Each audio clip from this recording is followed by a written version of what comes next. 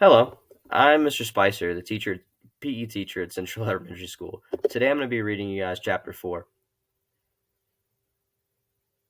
Going to school in a refugee camp isn't the easiest thing in the world. School here is chaotic. There's a lot of yelling and fighting because there are so many kids. It's really hot and it's hard to concentrate.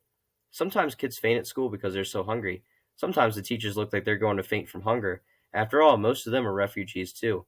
But even though it's loud and crowded and hot, I love it. It's like my brain was starving and now it's getting the food it needs. We learn about things like multiplication and division and spelling, of course. But our teachers also taught us things like how to wash your hands correctly and why kids shouldn't play in piles of trash. Every day after school, as soon as I get home, Hassan and I go out for a long walk. He hates being cooped up all day. He doesn't get much to play with much with Fatuma. I try to tell him that I'm going to school to help him, but I don't think he understands. He just knows that I'm gone. Every night when we ate supper, I'd tell Fatuma and Hassan what I learned in school that day. My teacher said some people think it's not important for girls to go to school, but he said that's wrong. You know, when I was a little girl in Somalia, I never went to school. My ears perked up. Fatuma hardly ever talked about her life back in Somalia. I lived in a very rural village. The only school was far away, and I had no brothers to protect me. It was very dangerous for a girl to walk all that way by herself, and the girls in my village who did have brothers usually stayed home to do chores while the boys went to school. I was never told that school was important, but maybe Salon is right. Maybe times are changing. I need to change with them. Everything is different now. Nemo and Mariam are in class. They seem to like going to school. Oh, I'm surprised Mariam is in school. I heard she's getting married soon. Her father has already found a husband for her. Mariam's getting married? It was weird to think that someone I knew was getting married already. Quiet. Mariam, who barely talked at all. I didn't know what to say to that, so I didn't say anything. The next day I paid more attention to Mariam and the other girls in my class. Some of the girls were talking and joking around, but not Mariam. Her eyes were glued to the teacher. She always got the answer right when the teacher called on her.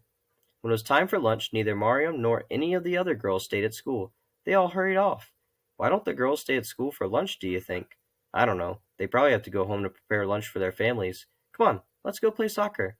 Maybe things haven't changed as much as Fatuma thought. I started noticing that when I'd fetch water before school, I'd see some of my classmates there too, but only the girls. When I went for walks with Hassan after school, I'd see other kids watching their siblings too, but only the girls. Besides Nemo and Mariam, none of the other girls in my block even went to school. They stayed home to do chores. It didn't seem fair that girls had to do all the work while their brothers got to play. Since I don't have any sisters and Fatuma is so old, I did a lot of the chores at home. Some boys made fun of me for that. Hey, Dainty, where's your dress? After a few weeks of doing all the chores, taking care of Hassan, and going to school, I realized how exhausted Nemo and Mariam and the other girls must be. How do they do it? Ugh, Hassan, you have to tell me if you need to use the toilet. Now I have to wash your clothes again. I'll have to fetch more water. Go on, take your clothes off. I'm sorry, Hassan. I'm just so tired. I can't do all this. It's too hard.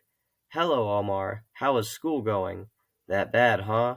Salon, it's too hard. I have to watch Hassan. I have to do all the cleaning. I have to fetch the water. And everything in school is in English, so I barely understand anything anyway. What's the point of going to school? Maybe I should just give up.